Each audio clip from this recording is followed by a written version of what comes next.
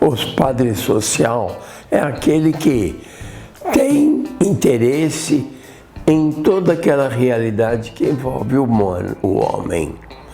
Como a política é uma arte de governar e governar bem.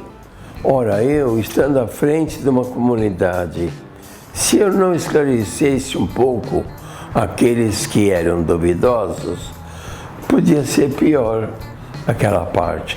Então, a minha parte, eu tenho certeza que eu cumpri como padre. É lógico que também do lado eu tenho meus pecados, que eu não posso tirar.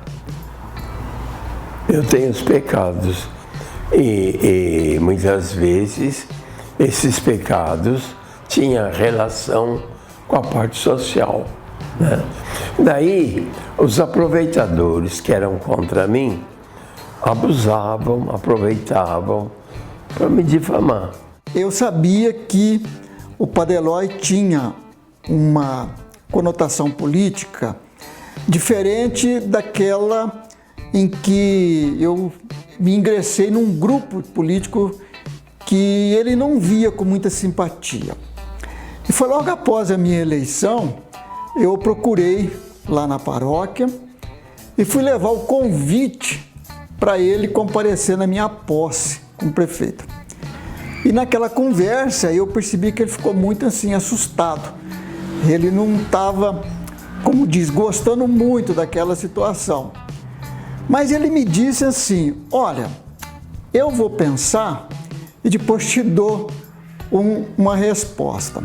Aí eu agradeci, reiterei o convite e ficaria muito feliz com a presença dele na minha posse. Também diante da religiosidade da minha família, né, da minha mãe e minhas irmãs, que já eram também admiradores dele. Logo depois, ele me disse que, ao dar o retorno, ele havia consultado o capitão Ferreira, que comandava a companhia na época, e que se o capitão Ferreira fosse na minha posse acompanhando ele, ele iria. Se caso não fosse, ele não iria, porque ele tinha, assim, algumas restrições com algumas pessoas que estiveram junto comigo na campanha, né? Aí o capitão veio conversar comigo e eu disse: olha, ninguém vai fazer nenhuma situação constrangedora com a presença de nenhum convidado meu. O prefeito eleito sou eu, vou tomar posse e eu gostaria muito que as demais autoridades, e reconheço no Padre Eloy uma autoridade religiosa na cidade, comparecesse à posse. E assim foi. No dia da posse, quem estava lá, né? O Padre Eloy, com a sua batina, aí sentou-se à mesa e ali nasceu, assim, uma confiança mútua, né? Muito grande. E dali foi só progresso. O meu tio sempre foi voltado muito para os problemas políticos e sociais da cidade e da nação em geral. Mas ele foi, e devido a essa polêmica dele, o que acontecia? Nas homilias, ele pegava o evangelho de uma tal forma e traduzia naquele momento atual, naquele momento que estava vivendo uma crise, uma crise na política, e ele traduzia aquilo de uma forma que, para algumas pessoas, não era bem visto, né?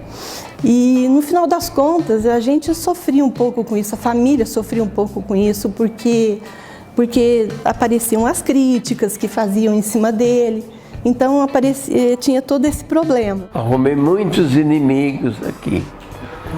E isso deixou, assim, a minha presença como padre um pouco combalida. Mas eu tinha confiança no que eu estava dizendo. Eu tinha consciência, eu não podia calar a boca. E era uma questão de instruir, esclarecer o candidato.